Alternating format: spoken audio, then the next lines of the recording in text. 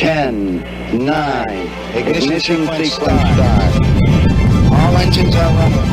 Liftoff, and the clock is starting. Roger, the clock is operating. We're underway. It's one small step for man, one giant leap for mankind. After 10 years and 311 million miles, we hook on to Kerbalcast, episode 27. We are on the Comet. The biggest problem of success is that it looks easy. I'm your LMP, that's Lunar Module Pilot Biff Aldrin, and our CMP, Command Module Pilot, Nostromo. Coming up in today's program, I'll tell you all about my adventures in the Joule system, also known as how I almost landed on Lathe.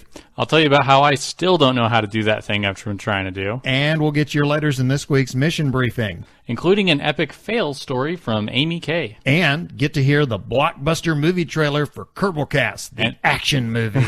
And we have this week's Shea Challenge and another edition of Flight School with Wonderfound. Yay! Yeah! Well, big news this past week. For the first time in history, we landed a satellite on a comet. That is an amazing... the Kerbalers, I think, understood like just how difficult the magnitude that was. of something like that. Yeah, I think a lot. I think other people were... I think non-Kerbalers were, so what? Yeah, it's like, how hard could that be? Yeah, I mean, it's up there. That thing's pretty big. It's like easy to get to. It's like that space program apathy thing that, I've Yeah. talked about a couple times. Is like that. How hard can it be? Yeah, that's somebody's job, so it shouldn't be that hard,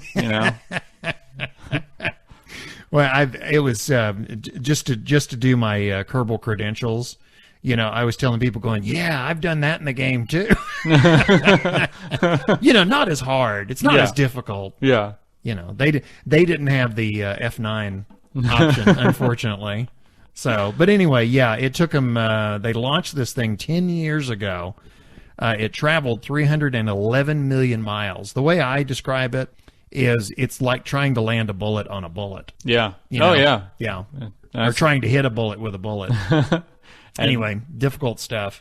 Well, let's get into our progress for the week. I went first last week, so you get to go first this week. Okay, mine's a short. Tell me about that thing you do. Yeah, it's short and pitiful. It is so. I still can't. We should mention your work schedule again. Yeah. Intruded. Whenever we enter in the wintertime, can pull me in at some random hours. To. The world is ending. We need you. Yeah, I just need to make sure the world is safe. Yeah. From 1 inch of ice. I'm Nos Man. Yeah. So, what I thought was going to be my progress day turned into my work day. So, I managed to get a couple of hours in before I was interrupted, and I spent that time and a little bit of time before I got here, trying to rendezvous, and I've gotten really, really close. Okay. I got to the point where I was able to switch between them, and that's not because it intersected. It was because they just drifted that close to each other. So that's close enough. Progress. Yeah. I did learn from previous episodes that we did, I was below it. Mm-hmm. And so if you're below, you have to be behind. Right. Well, I got ahead. It's the other way. If you're behind something and you're trying to catch up, you have to be below it. Yeah. If you want to catch something and you're below it, you need to be behind.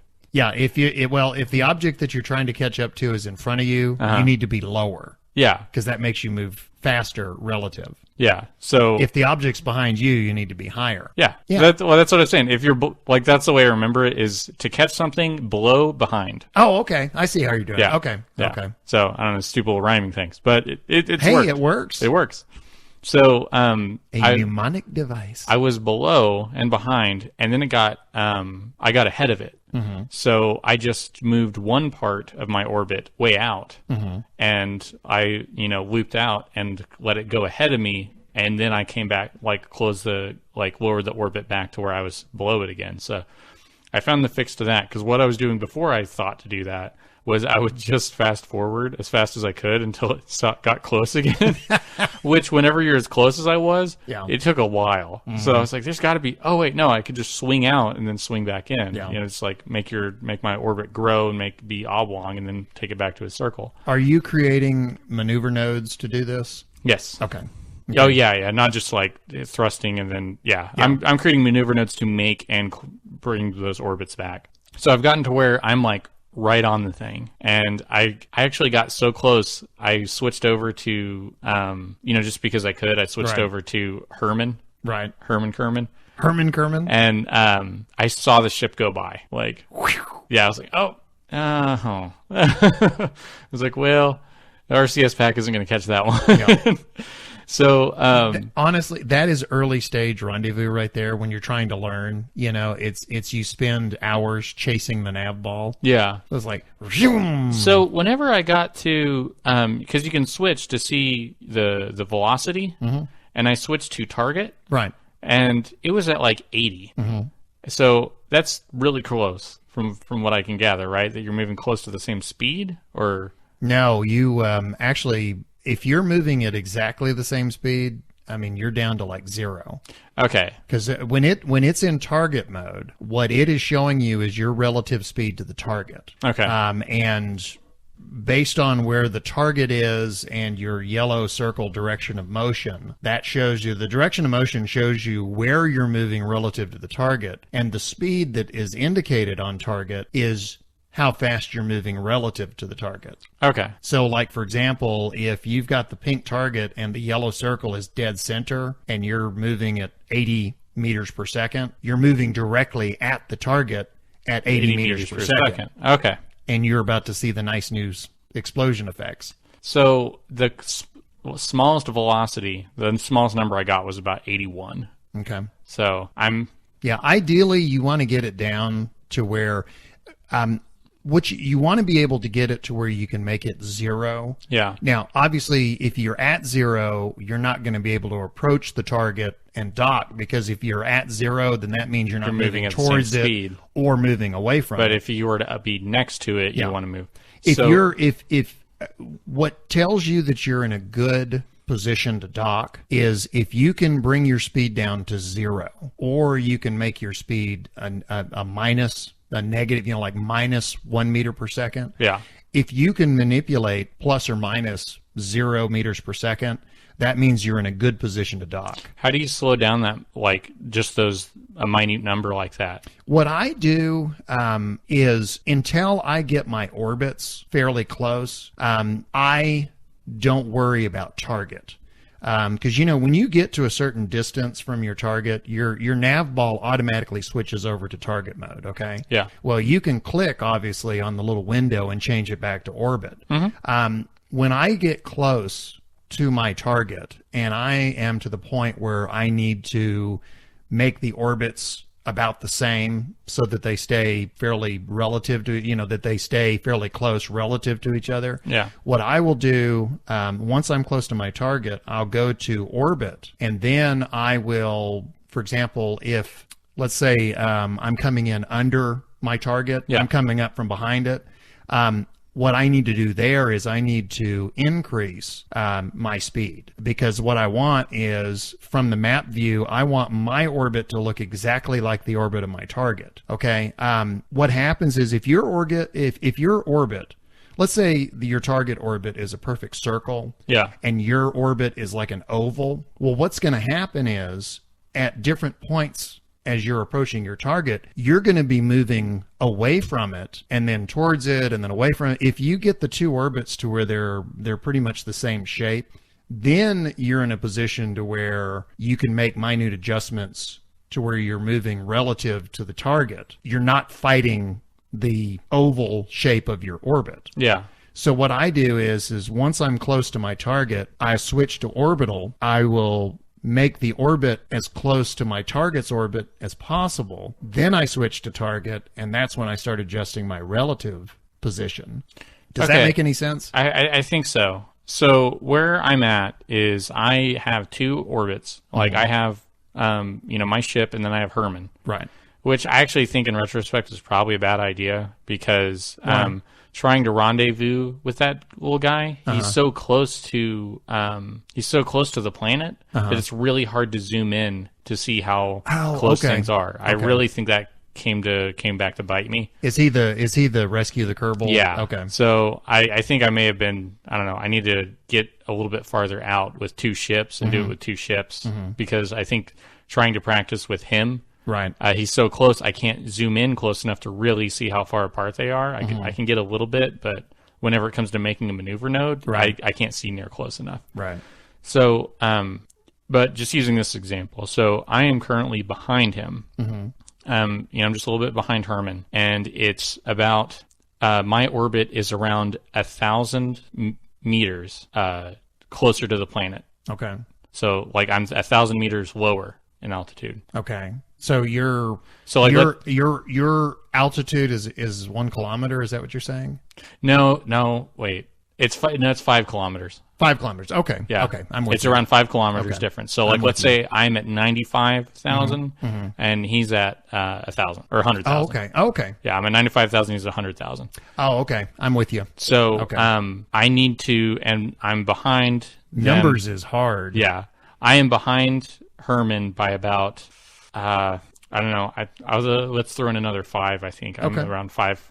Okay. 5,000. But you're coming up. No, you're, I'm 5 kilometers behind him. Okay. So you're about 5,000. You're about 5,000 meters lower than he is, and he's about 5,000 meters ahead of you. Is that what you're saying? Would that be Yeah. about right? Yeah. So Okay. we have 5,000 between the orbits, Okay. and then 5 between them two. Question: Yes. Is your orbit? Yeah. Can I make this any more confusing? No, Is no, that the you're question? fine. No, because this is one of those things that would be very easy If you could if see we it. could see it. But Yeah. the fact that we're talking about it, So now we know what it's like to be a listener. yeah. I'm like, hey, look at this shadow puppet I'm making. It's so cool. Maybe that's why people said, "Hey, tweet out pictures so Yeah, we can figure yeah. out what the heck you guys are talking about." So, okay, so Now, okay, question though. Yes. Is your orbit, is it basically a smaller version of the other one? In other words, again, let's say Herman's orbit is a perfect circle. It is. Is yours a perfect circle? Very close. Just 5,000 meters under it? for the most part, yes. Okay, so Yeah. they're basically the same shape. Yeah, at no point Okay. does it I'm go with you. beyond his circle. Okay, I'm with you. So, what do I do in order to catch up with him? Because if I make the orbit the same size, Mm-hmm. and I'm just moving the same speed he is at the same time, and I never catch up. Well, if you're below him, then you should be faster. You're moving faster than him. Yes. Okay, so at some point you're going to surpass, at some point you're going to move past him. You're going Yeah. to be in front of him. Yeah. So what you want to do at this point, and this is where the maneuver node comes in. Maneuver nodes, especially when you're learning, they're like practice swings. Mm-hmm. Because you can create a maneuver node and play around with it and see if what you want to do works. And if it doesn't, you just exit out. Yeah. And then create another one, and you just keep practicing until you get what you want. What you need to do as you approach him, you need to slow down relative to your target. Well, the way to slow down your relative speed is to increase your altitude. So what you want to do is you want to create a maneuver node, and generally when you're approaching a target, the rule of thumb I use is Kerbin is a circle, obviously. Break it up into quarters. Okay. Yeah. You want to try your first attempt, and this doesn't always work. This is why we get into practice swings. But basically, pick a point about a quarter way of that circle, and that's where you create your maneuver node. And what you want to do is you want to increase your speed, i.e. your altitude. Yeah. And you will change your orbital shape to where it's an oval. And it will, as you come around the planet, your altitude will increase, and the oval will eventually, at its highest point, touch the orbit of your target. Okay? And that's generally where you'll get the little indicators that show you how close to your target you're at. Yeah. Okay? When you get to that point, that's where you make another maneuver node and increase the altitude on the other side. In other words, you've raised your apoapsis. Now, when you get to there, you want to raise your periapsis. You see?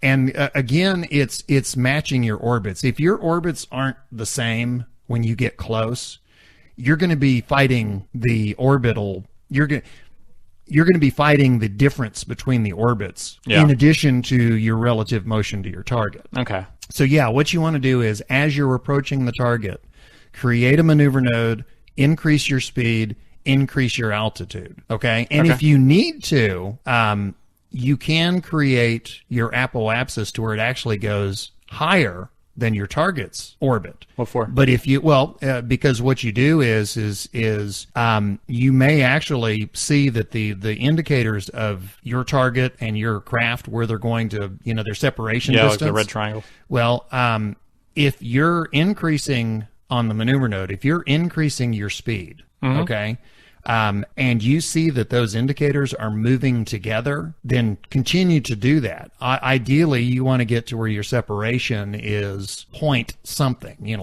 point one is great. Okay. But you want to make that adjustment to where the two come together. When you get to there, that's when you need to flatten out your orbit again. Okay. But I'm saying that when you're making your maneuver node, depending on what your separation is, you can continue to increase the size of your orbit to bring those two together. Have I lost you? No. No, okay, I get it. Yeah. I just had to hit you on that for a second. Yeah. Okay, once you get close, create a maneuver node and then just watch what the separation indicators. Okay, so because they're like two little white flags, Yeah. like two little white points.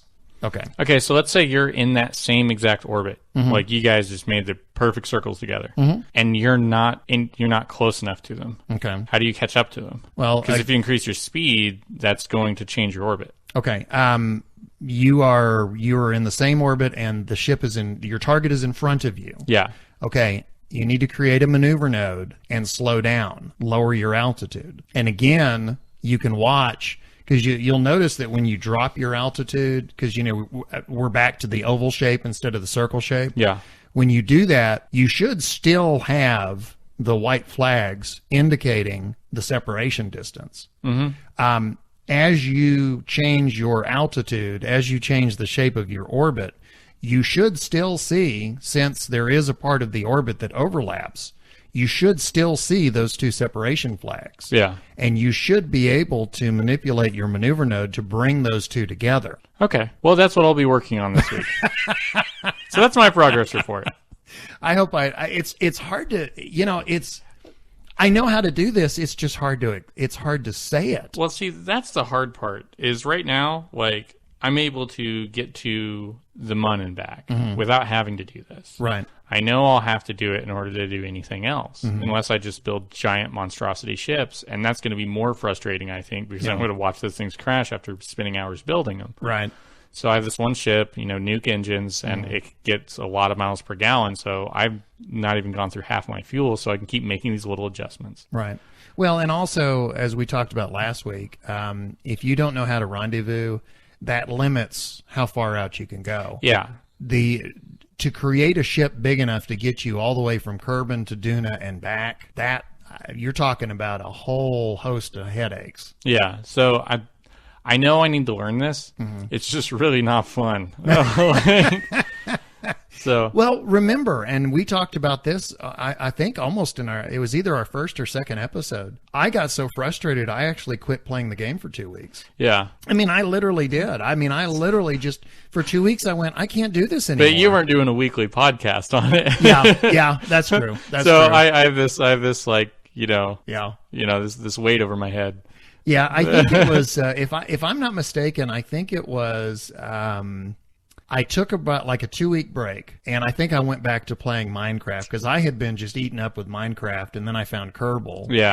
And I got eaten up with that, and then it got so difficult that it wasn't fun anymore. If I remember correctly, I think what got me back into Kerbal was I went and saw Gravity, and I came home and I thought, well, I think I'll play Kerbal again, and and that's when it's like the very first time I brought it up. Boom, I did my rendezvous. Yeah. I've had things like that. And then I spent 2 weeks trying to figure out how I did it. You step away from something, and you come back, and it's not near as hard as you thought it was. You just, boom, you just knock it out. You know the expression, sleep on it. People always say, I need to sleep on it. Yeah. Even if you're not consciously working on a problem, a lot of times in the back of your mind, you are. And when you step away from something and then come back to it, sometimes you'll find that you have the answer now because without realizing it, you stepped away and your brain continued to work on the problem. Yeah, and well, you cleared your head. Yeah. And so you come back and you go to work on the thing, and you don't have all these pent up frustrations with it. So you're able to just look at it like it's not that big of a deal. You know? Well, I think we've all been in the situation with a video game where you know how you're at the end of a level and for some reason you can't advance. Yeah. And you've clicked every button and you've looked in every nook and cranny and you've done everything you can think of, and nothing seems to end that level. And in frustration, you throw the controller down and you storm off, and then you come back to it the next day and it's like, oh, I have to step on the cricket. Yeah. Or, some stupid little something like that. Yeah, I had that with FTL. I just could not beat it. I just hated it. It made me so mad. And then I went and played a whole bunch of other stuff after a while, and then I came back and I was like, I'll try it. Beat the flagship. Yeah. I was like, oh. Well, I just needed to stop being so angry at it. Yeah. I did that with Diablo 3. There was this boss that for the life of me I could not get past. Yeah. And then when I came back to it, it was like, 5 minutes and he was, one and done. Some of those games I've quit so long, I beat the boss by outliving him. You come back and they're like in walkers. Yeah. I'm going to get you, you whippersnapper. Hold still. So what's your progress? Okay. My progress, you need to do, there's 2 sounds I want you to make throughout my progress, okay? Okay. Okay. Yay. Yay. And boo. You remember last time I told you that I finally went to every planetary system in the game. Yay. Yeah, yay. And the reason I said planetary system was I have been to Jewel, but I haven't landed on anything in Jewel. Okay. But last week I went to Elu and landed there, and that was the last system that I needed to go to, and I actually landed. But the one system I have not landed on anything was Jewel. So I said, okay, well this week I'm going to focus on Jewel, okay? And Lathe is going to be my first target, because Lathe is the most Kerbin-like. Even though it's mostly water, the land masses are very small, and trust me, they're very difficult to hit. Yeah. Very difficult to hit. Because you really there really isn't one big continent on the planet. Because trust me, I was looking for the biggest piece of real estate I could find. Because trying to hit those things, I mean, you have to start deorbiting like halfway around the globe just to get in a position to where you can come in and land on that little tiny, little tiny piece of dirt. Okay, so I finally deorbited and I finally came in for a landing. And this only took about 2 or 3 times. Most of them were going right into the water. Boo. Yeah, there you go. Remember, you have to say the you have to do the yays and the nays. Sorry. Yeah, a lot of them were going like right into the water.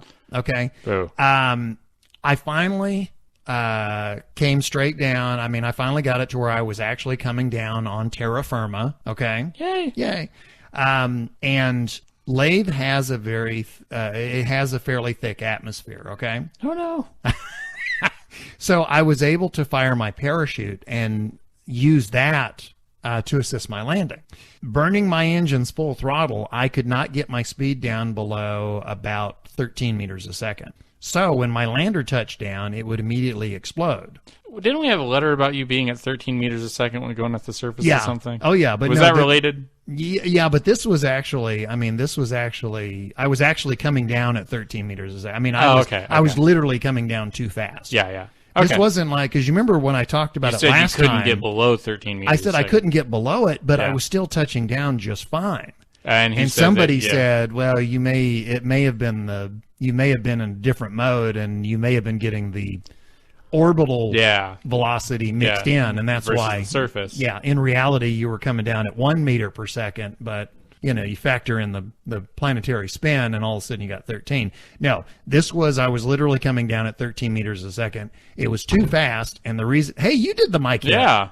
The reason I know it was too fast was because every time I would touch down, the thing would either explode or it would fall over. Well, those aren't good. Now, oh, sorry. Boo. Yeah, thank you. And also, you will like this part. When the thing would fall over, I would actually try and rollie it Oh, to get it to ramp up. to get it to stand back up. And I so just I'd don't- roll around I and don't I'd think it can be done. I've tried it so many times. yeah, in different gravity. it's like I was trying to find like rocks and things that I could bounce off of and, Yeah, put and it then straight. get your RCS Yeah. to put it back. Yeah. Now, all that happened was I'd roll around for a while and And then parts like the explode. capsule would fall off. Yeah. Or, like the legs would fall off or something. Little pieces explode. Yeah. But I kept F9 and, I'd reload, land, crash. Reload, land, crash. And this went on and on and on. And finally, one time, because I had a feeling that I was, at some point the odds were going to be in my favor. And sure enough, one time I landed, it bounced, and I managed to keep it upright all the way down. So there I am. I'm sitting on the surface of lathe. Yay. Jebediah jumps out. He does his EVA. He does his soil sample, and he can't get back up the ladder. Oh, no. No. Wait, I thought you were doing the thing where there's access at the bottom. Well, that was before. See, remember, I'm doing RCS landers now. Oh. Okay. So now I've got Jeb standing on the surface of lathe. Okay. No. And because of the problems I was having landing, burning full throttle with the RCS, there was no way I was getting off lathe anyway. Yeah. Okay, so not only was Jeb stranded on the surface of lathe, even if he did manage to get back up, He'd still be stranded on the he surface was of not lathe. going anywhere because Yeah. that thing was not lifting off. Okay, so, and I had done, without really thinking about it, because I've gotten in the habit lately of doing the Alt F5, where you can do individual saves instead of just the F5.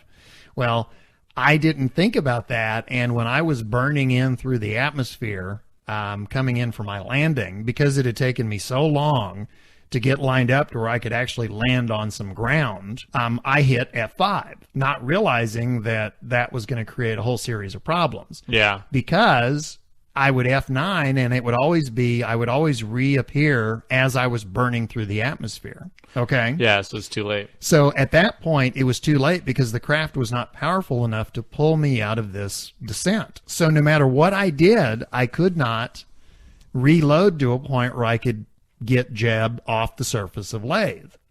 So finally what I had to do was I had to go in and load an earlier save. Yeah. Which, are you What? ready for this? Do you know how far back I was? Welcome to the Kerbal Space Program. Yeah, almost. I was in, I'm not kidding, when I reloaded my previous save, I was still in orbit around Kerbin. I wasn't even in the no. Joule system. And I was like, oh, you gotta be kidding. Welcome to the NAS School of Aeronautics. Yeah.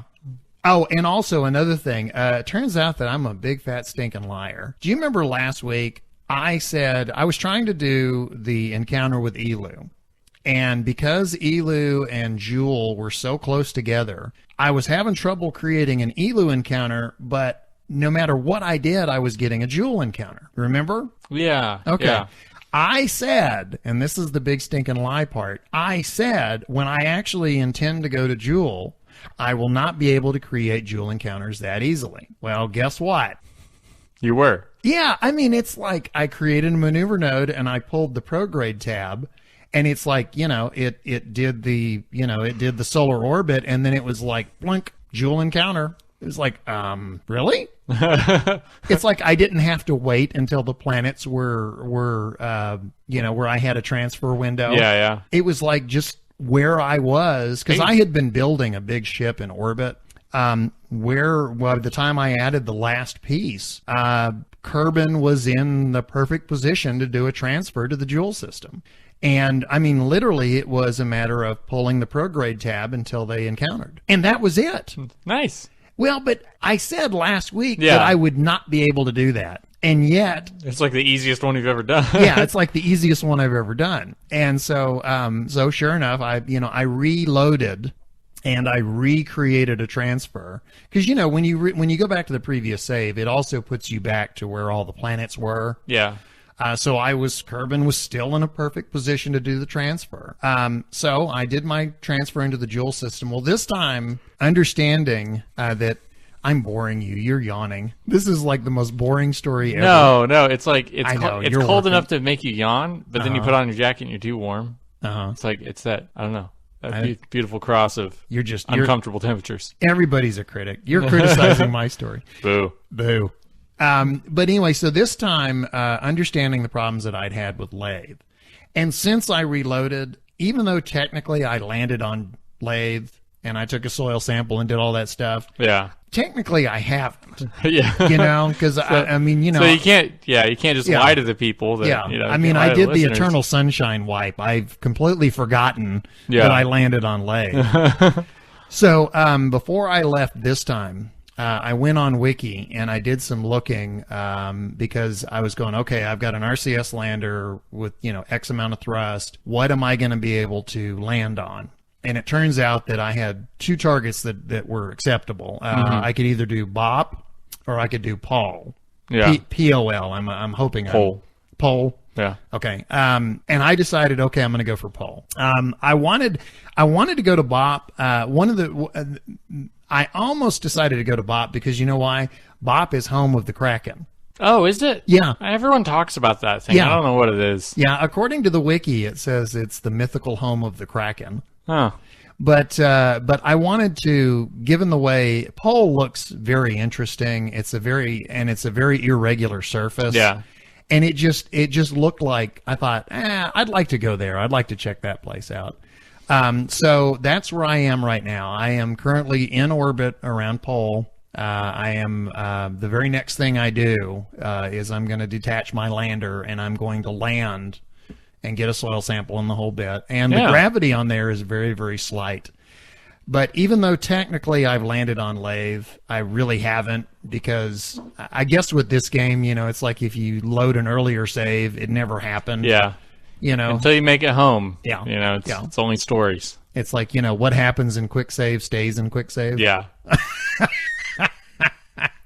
But anyway, yeah, lathe is tough. My understanding is that there's some other planets too. I believe, if I'm not mistaken, Vale and Tylo supposedly have really heavy gravity, and they're very difficult.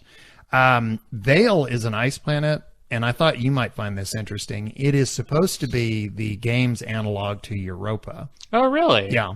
Huh. So you could make a movie and call it Vale Report. The other thing that I will say as far as progress goes, I, for the first time, successfully built a large ship in orbit. And the trick is use the Clampotron senior docking ports and make sure that the connections are flat. Yeah. Okay, the problem I was running to in the past, and I didn't realize it until now, was I wasn't making my connection points completely flat. They're conical. And so what was happening was there was the minute I would start to accelerate, all kinds of wiggle would move in.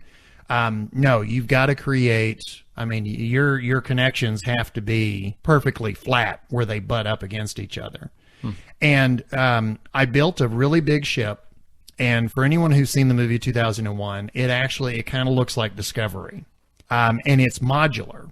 It's about 5 different pieces all put together. And what's really nice about a modular craft was, fuel, when you have a long ship, obviously fuel drains from top to bottom or front to back. Yeah. Well, the middle 2 sections of my ship, where they were and I'm using the KW rocketry, and this tank is only available in that, but it's the very long tank that has the black stripes. It's white and it has the black stripes on it. And I had 2 of those back to back, and each one of them had 2 rings of atomic motors. Okay, and then on the end of that, I had another where I was connecting a much bigger engine. In fact, I wrote this down because this has turned out to be my absolute favorite engine in the game.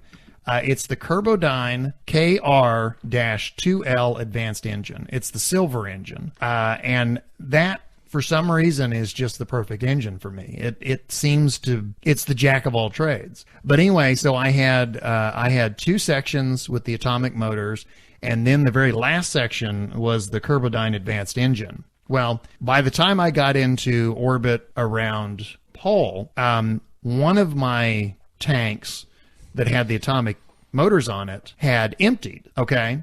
And to jettison it, I would have lost that section. I would have lost the one after it that had the rocket motors, and then I would have lost the section that had the Kerbalcast advanced engine. Yeah. So what I did, since the ship is modular now, I literally disconnected the last two sections that were still full of fuel, backed them off a little bit, disconnected the empty section, increased its altitude, raised it above the other ship, and then I put the other two sections back together. Oh, so you just booted out a middle section. Yeah, basically I pulled it apart, took the middle section out, and then put those two together again. So it's the same basic ship, it's just shorter. Yeah. And it was, I've never done that before. I have always built ships where when something runs out of fuel, you eject it and there's no way to reconnect it. Mm-hmm.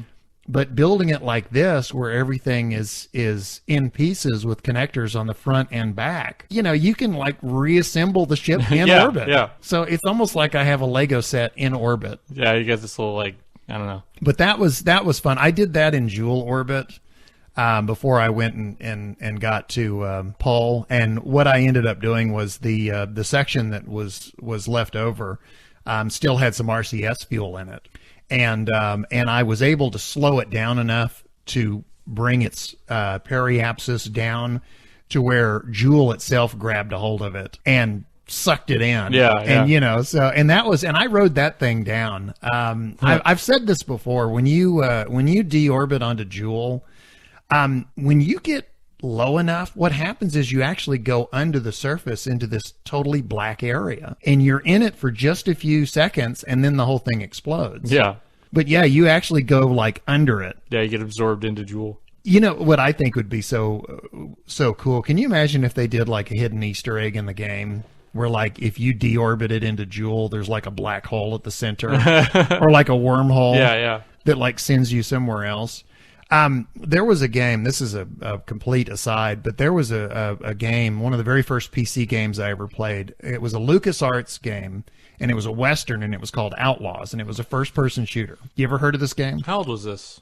Oh, this was like early 90s. Yeah. Yeah, and I mean, graphics, I mean, just not too far, not very far above like the original Doom, which was not exactly a graphic. Yeah. I mean, for the time, it looked great. But, by today's standards, it's like, oh, my God, my iPhone looks better than that.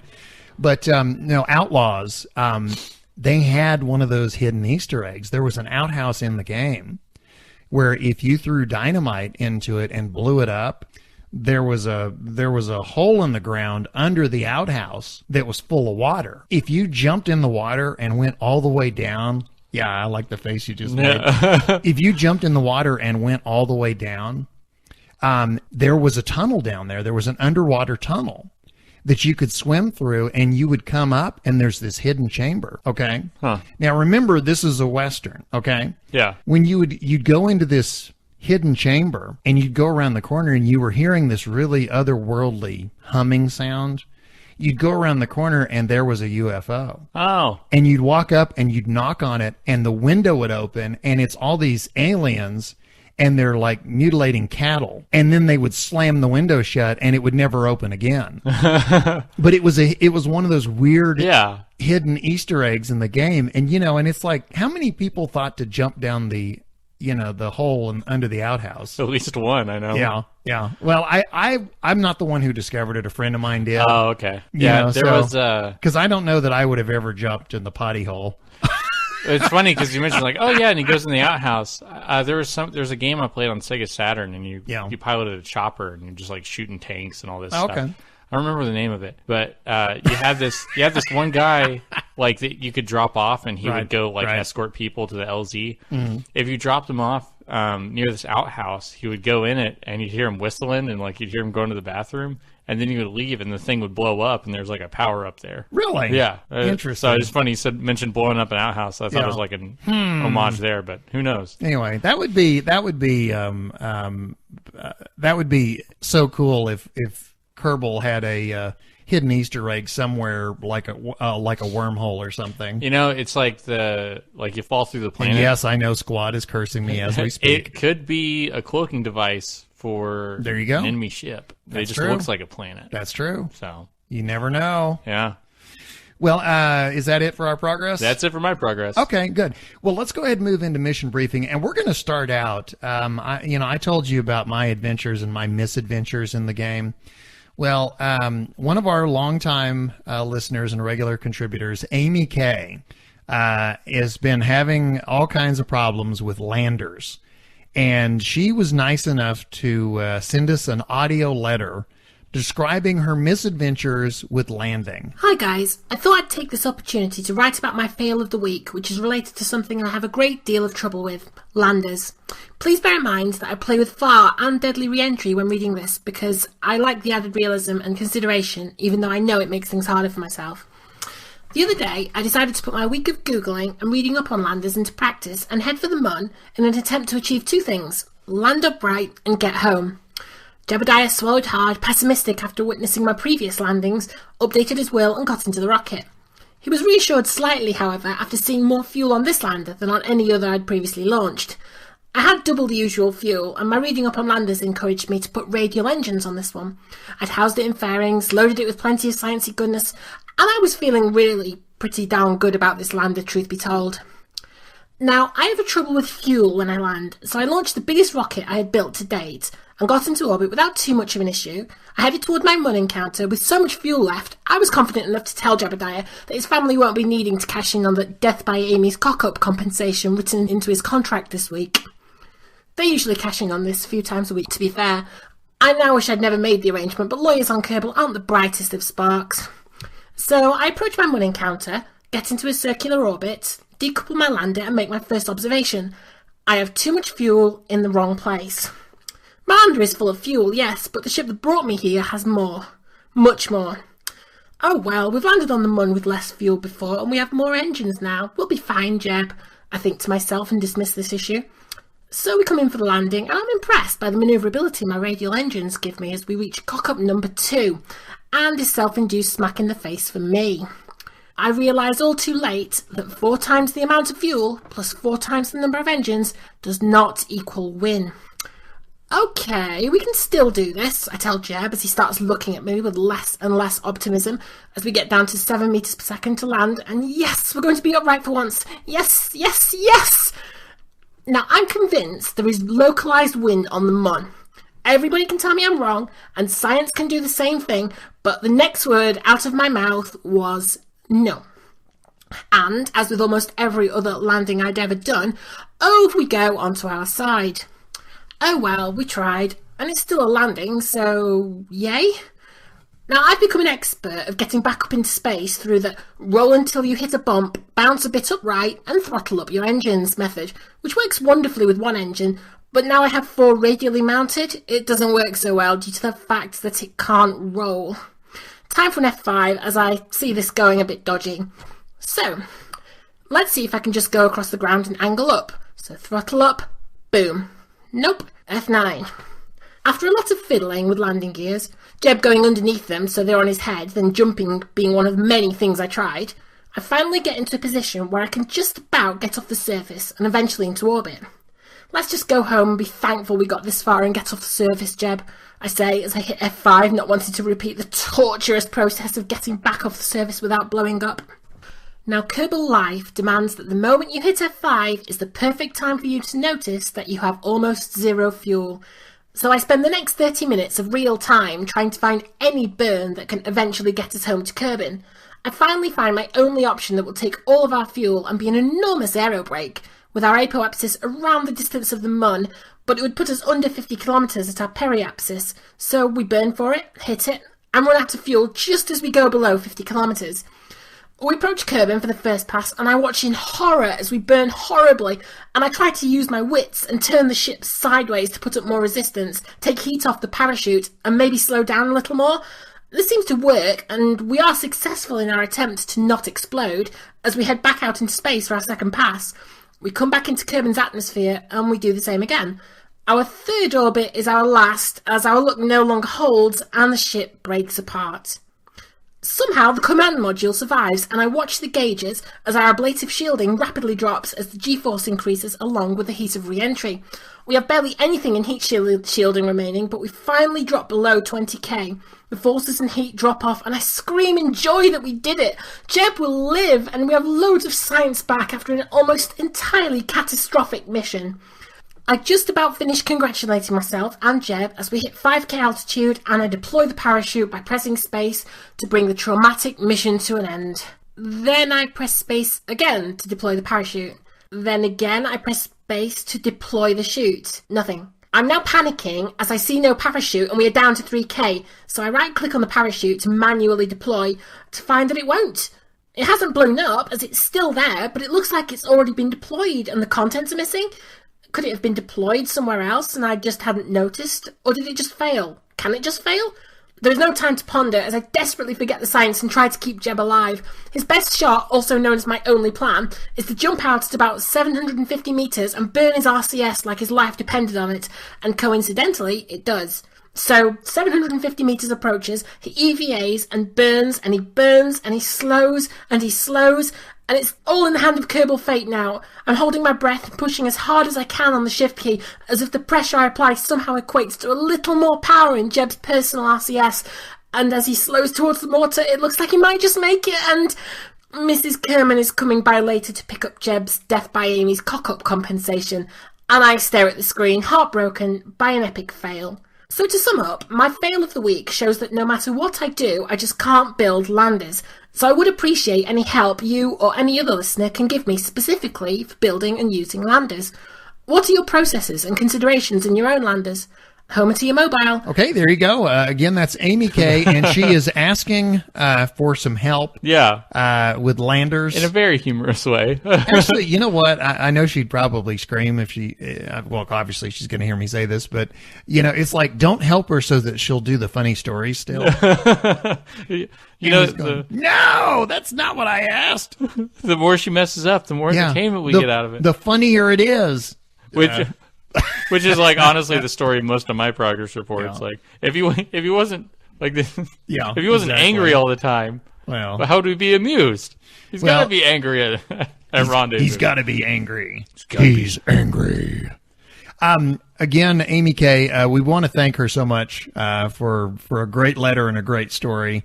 And I guess the way to thank her is to get her some help. So Amy needs help with landers. Please give Amy some help. We're going to move into mission briefing now. We've got something important to start with. Yes, and we have something important to start with. There is a petition. And I'm not going to read the web address because we'd probably be here for another hour by the time I got done with this. But very simply, there is on whitehouse.gov, there's a tab there for petitions. And somebody has started a petition to increase NASA's funding to 1% of the federal budget. And they need to get a certain amount of signatures, and they need to get it by a certain deadline.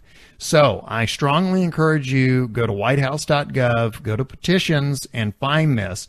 Sign your name. It will ask for your email address. Be sure and give it a valid email address because your signature doesn't count until you confirm your email address. I have done this. 1% of the federal budget doesn't sound, that may sound like a lot. The reality is that right now NASA is getting about a half a cent of the budget, and this would basically increase it to 1 cent. Or that's the way Neil deGrasse Tyson has talked about it. So again, go to the whitehouse.gov, sign the petition. Let's get some money to NASA. So do you have a quizzical look on your face. Do you have to be, since you just need an email address and then need to confirm it, do you have to be a U.S. citizen in order to do it? I don't know. Well, if you don't, space programs help everybody. You know, it's kind of like how we're using, the United States is the only country in the world that does not have to do a .country designation. Yeah. So if you do an email that has a country designation and it kicks it back, then we know the answer to that question. Yeah, that's true. That's true. So anyway. But again, let's get NASA some funding. Yes. Okay. Next, you've got a letter. Yeah. Okay, this one comes from Thomas Eccles. Hey, guys. Hey. I've made a trailer for Kerbalcast. They traveled to Duna, the reddest planet in the Kerbal system, where skill is everything and failure is not an option. This year, get ready to ride a rocket to the stars with Kerbalcast. Oh, cool! I want to see. I want to Yeah. see that movie. I guess we should tell the story behind that. He created a last week. He sent in an audio letter. The very first audio letter. The very first audio letter we've ever gotten. Well, the following week he sent he did a video that was about 1 minute long, and it had the music, and it had some really cool images on it, and it had text on the screen that said everything that you heard, and it was done in the style of like a summer action movie blockbuster.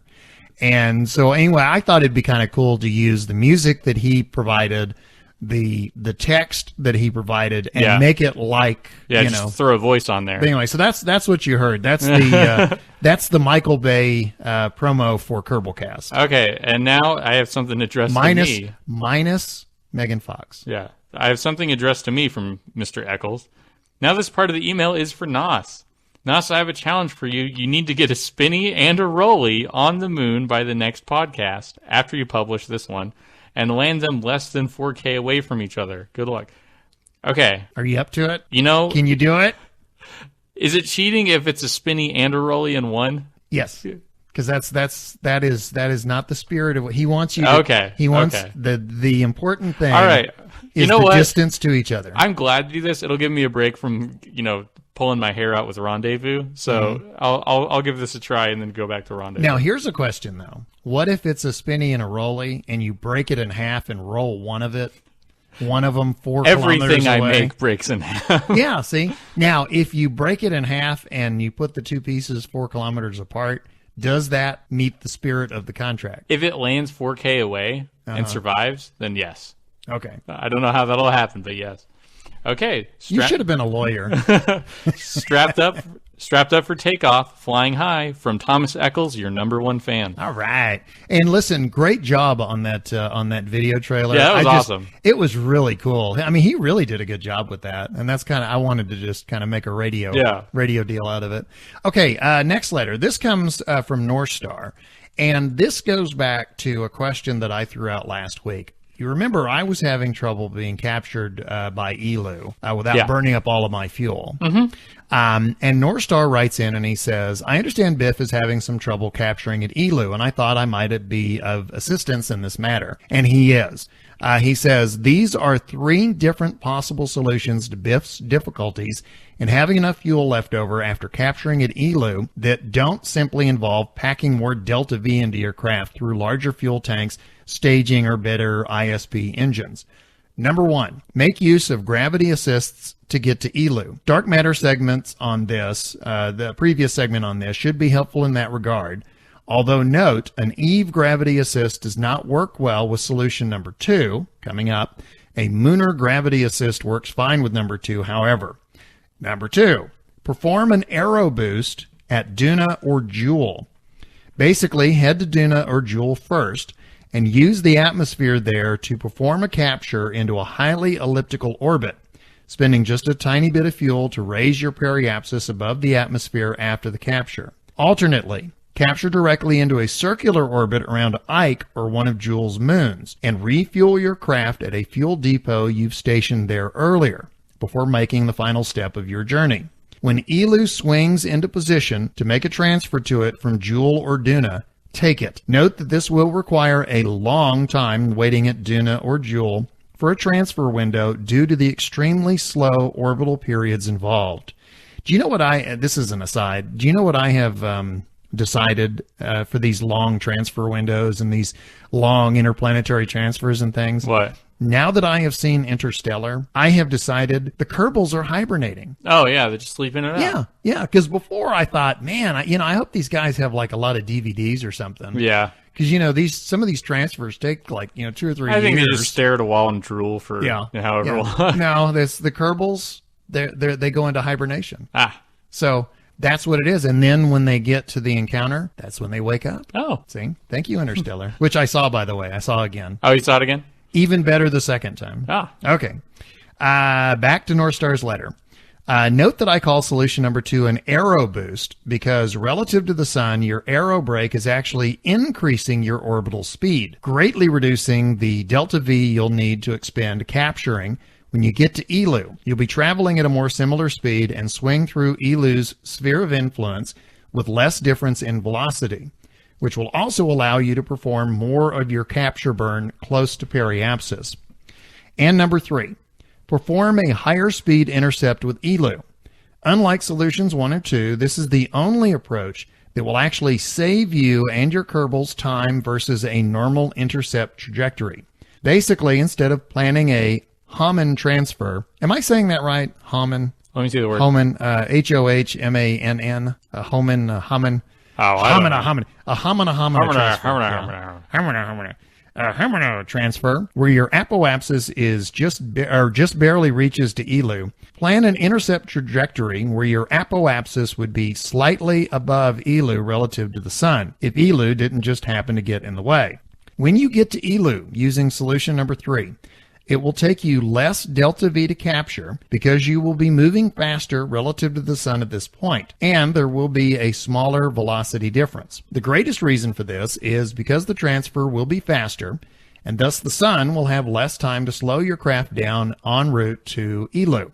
Normally, a capture burn at ELU is composed almost entirely of increasing your speed relative to the sun. If you have less of a velocity difference to make up, however, your capture burn will be shorter and cheaper, which will also allow you to take greater advantage of the Oberth effect by performing more of your capture near apoapsis with ELU. I didn't realize that that's what you were doing, increasing relative to the sun. I had no idea. Yeah.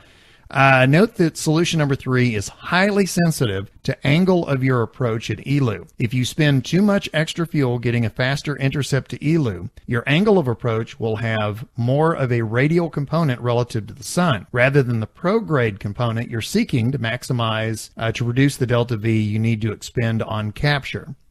Thus, practice it in moderation and keep your expectations reasonable. You will only be able to save a couple hundred delta V on the capture at most with this method, and will spend at least half that much fuel performing a longer transfer burn to ELU in the first place. This method also combines very poorly with Eve gravity assists. More of your approach trajectory will be radial, but it works very well with Duna boosts from solution number 2, from elliptical orbit around Duna. Your transfer burn to ELU will be much shorter to start with, making adding extra burn time easier, and your transfer trajectory will be more horizontal relative to the sun to begin with. Note that the fuel savings with any one of them will be relatively small, but you can safely combine solutions number 2 and 3 for larger total fuel savings. Fly bravely, and may you always have a star to guide you. Again, North Star, thank you so much. That's a very lengthy letter, but there's a lot of good advice in there. Yeah, it's like chock full of info. Well, I think, don't you have the last letter? Yeah. Okay. This is from FIT Orion. You've heard of gravity assists? Where you come in from behind the planet with regards to the planet's motion in its orbit, and this speeds you up. Well, coming into orbit from the front will do the opposite. This will result in you needing less delta V to get into orbit. I believe going directly out is more efficient than going to Joule first. Unless you use Joule or the other planets as gravity assists, entering a stable orbit of anything but your target, though, will be a waste of fuel. Something they recently added and I just discovered, if you set your view to focus on your target while you are working on your maneuver node, then you can see where the encounter will be in relation to the planet. This helps a lot to position the encounter ahead or behind or above or below your target. Coming in behind means you'll get an orbit in the same direction as the rotation of the planet, which helps for landing. Coming in ahead means will have you in an opposite orbit of the planet's rotation, which is fine for a probe or orbiter mission, but will mean it takes a bit more fuel to land. About getting science around the Space Center. They were talking about this before. We had the letter about, right. Like all the little tiny, 5 feet away, there's a different biome. FIT Orion says, I don't have any problem with it. Most playthroughs, it's not required, and I for one, don't use it much, except maybe right on the launch pad to get some easy science right at the start, so I can have decouplers. Everything else in the area gives so little science as to not be important, and just serves as a little flavor for anyone who cares to wander around exploring. And it's also good for people who just start and don't know where to get some science. They need to have an outhouse you can blow up and get science. Yeah, you blow it up and there's some science there. Old Sci-Fi, a book called The Wasp. Aliens and space travel. The main character gets altered to look like the aliens and infiltrates their world as a spy. He sends his reports and creates his subversive materials on a typewriter. It fascinates me that they can predict a lot of stuff, but computers are not among them. Yeah. And for Interstellar, someone should have given them a copy of KSP, and it would have solved most of my problems with the physics in the movie. I had such a different perspective. I'm not going to do any spoilers, but there's a couple of places in that movie where, as a Kerbal player, I think I had a different perspective than some other people. Oh, yeah. Because I was going, hey, or It doesn't happen like that. yeah, that's not what you need to do, or you need to do this, or whatever. So, Yeah. Anyway, that's cool. Yeah, they talk about things that they don't anticipate. Like if you go back and watch the original Star Trek, or if you go back to a lot of the early sci-fi, one of the things that you'll hear almost constantly is they talk about tapes. The computers. They always talk about library tapes because what were the computers like back then? They had those gigantic reel-to-reels. Yeah, yeah. And so, the little wafer-thin things on the original Star Trek, which look a whole lot like the little floppies that we used to have, that was supposed to be like tape. Yeah. The idea that you would have solid state. You can put tape on this small device. Yeah, exactly. Yeah. So, yeah, that's one of those things that they didn't anticipate. They just, in the future, tape just got smaller. Yeah. So obviously. And another thing is, there's not a touch screen to be found on the original Enterprise. No. So they're all over next gen, though. How much touchscreen stuff do they have in, do they have really touchscreens in the ISS or anything? Oh, now that I can't answer. I'm talking sci-fi. Yeah. I just wonder if we so. currently have any, touchscreen stuff they're using in space. They probably, somebody, chewed a wad of bubble gum and they stuck an iPad on the wall. Yeah, there you go. Who knows? Well, I think, isn't that the shortest mission briefing we've ever done? Yeah, we read what we get. We read what we get. Okay. We're going to move on now to Spaceplane Flight School. Hey there, Kerbonauts. This is Wanderfound again. This week, I'll be going through the basics of landing a spaceplane. This is something that a lot of novice pilots find extremely difficult, but as with most things in KSP, it actually isn't that hard once you know what you're doing. The first thing you want to do, before your plane even leaves the tarmac, is to send a Kerbal out to the beach at the eastern end of the KSC runway. When he gets there, plant a flag and give that flag a name like KSC Landing Beacon, because that's what you'll use it for. If you set this flag as a target, you can use it to work out the direction and distance to the runway, and you can also use it to tell if you've got your landing approach lined up properly. Look at the target marker on your nav ball. If your plane is pointed at it, then you're heading for the runway. But getting to the runway isn't the only job. You also need to be in line with the runway. Because the KSC strip runs exactly east-west, if you're lined up correctly and coming in from the west, then your target marker should be on a bearing of exactly 90 degrees. If it isn't, you're coming in crooked.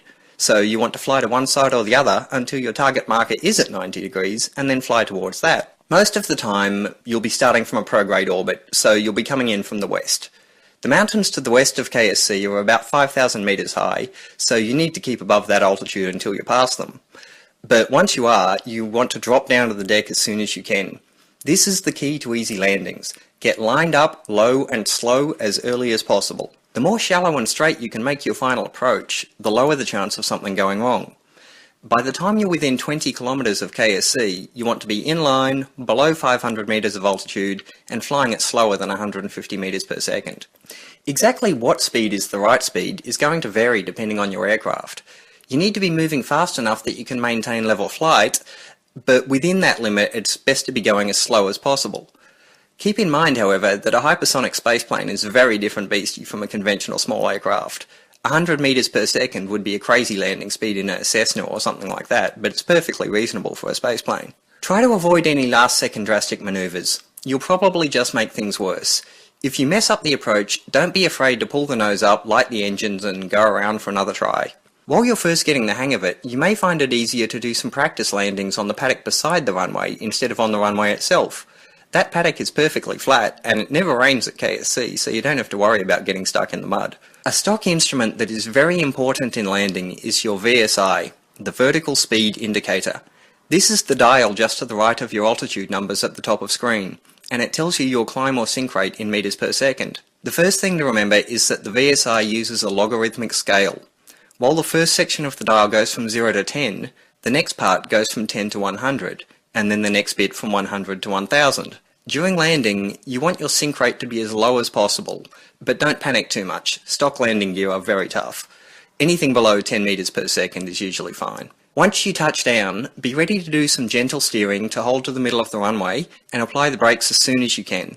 Make sure that you've got the steering unlocked and the brakes disabled on your front landing gear. If you don't, you'll be in danger of collapsing the front gear when you try to steer or brake. If you're having trouble coming to a stop in time, a bit of reverse thrust from RCS or Verners can be helpful, and in extreme circumstances you can even use tricks like forward-facing separatrons as emergency brakes, but a well-built spaceplane shouldn't require that sort of trick. There are an assortment of mods that provide all sorts of landing assistance, but the simplest aids are those like Kerbal Flight Indicators or NavHUD that project your navball markers out into the main view. If you've got one of these, setting your glide path is easy. Just plonk your prograde marker onto the start of the runway and keep it there until touchdown. You can land just fine without those aids, but it does take a bit more practice to get it right. Anyway, that's it from me for this week. I'll be back later on with some re-entry and construction tips. Keep having fun and keep being good to each other. The KSP community is a wonderfully friendly place, but it's up to all of us to make sure that it stays that way. And that was another edition of Wonderfound's Flight School. That is so cool. Yeah, learning how to build them is like the main thing that I've been trying to deal with. Yeah. Is like, you know, how much stuff to put on there and how to position it. Well, we had, I can tell that it's making a difference because on our Twitter, somebody has already posted a picture of they built a space plane and they docked it with a space station. Oh, nice. Yeah, it is so cool. It's Andrew Mason, Mason Knapp 77. Huh. And it's so cool because, you know, they have that part on the space planes where it opens up and there's a docking port. Yeah. And so what you've got here is it's basically, it looks like the ISS docking to the underside of a fighter jet. That's awesome. Anyway, isn't that cool? He Yeah. tweeted that out and I retweeted it. So anyway, is it time for the Shea Challenge? It's time for the Shea Challenge. Cool. This challenge is, in addition to the building you can make in the Space Center, why not make a house? Make it however or whatever you like. A houseboat, a trailer, a mansion, anything. Before launching it, make sure your computer can handle it. Good luck and happy building. All hail the Kraken. Woohoo! Yeah, remember last week it was build and destroy. This week Yeah. I guess it's build and be creative. Build and get comfortable. Go forth and be creative, you're my home. son. So, okay, well, that wraps it up for this edition of Kerbalcast, episode 27. We are on the comment. As always, there's quite a few people we want to thank. All right, first off, we want to thank all of our listeners. Thank you guys. Thank you, And thank you, we want thank to you. thank our regular contributors, everybody who's been providing content to the show, and everyone who's been writing in. And I think I should mention at this point, in case you're curious what happened to Dark Matters and Modder's Minute this week, Dark Mushroom has a wicked cold, and he said that Dark Matters this week would have sounded like a goose honking. Yeah. So, you know, we said, you know, rest up. We'll see you next time. And we mentioned before that DK is a really busy guy. Oh, yeah. And so he's got Yeah. a lot of stuff going on. So he just, you know, he had other things he was working on. But so. he's coming back. But, you know, we always appreciate their contributions. And they may not be with us this week, but they are not forgotten as well. And since we didn't get those, we managed to get two really awesome segments, one Yeah. from Amy K and one Yes. from Wonderfound. So we want to thank you guys for pitching in. We also want to thank Squad. Thank you for the game. And my life. Yeah. The moderators Or what of, I have for a life. The moderators of the KSP and Kerbal Academy subreddits, Ascalon. Yes. Who ahead. put us on YouTube. We've talked about this before. If you would like to enjoy Kerbalcast, and the only way you can do so is through closed captioning, we're on YouTube thanks to Ascalon. It's a lot of effort, but he puts us up there every week so you can enjoy it. And just So, search Kerbalcast on YouTube and you'll find us. there we are. And all the music you've heard is by Professor Soap. You can find him at facebook.com/Professor Soap. And while you're on the internet, we strongly encourage you to write into us. We would certainly love to hear from you. Write us letters, or if you'd like, do audio letters as well. You heard one today. Our email address is kerbalpodcast@gmail.com. On Twitter, we are at Kerbalcast. You can download episodes directly from kerbalpodcast.libsyn.com, and you can subscribe to us on iTunes. And also, as we said, look for us on YouTube. And that does it for this week's edition of Kerbalcast. And I'm going to switch the order. Oh, Our CMP, Command Module Pilot, Nostromo. you weren't quite sure what to do with that, were you? I don't know. I got nervous. You were like, hey, wait a minute. Yeah. I don't go first. And I am your LMP, Lunar Module Pilot, Biff Aldrin. Until next time, happy Happy Kerbaling.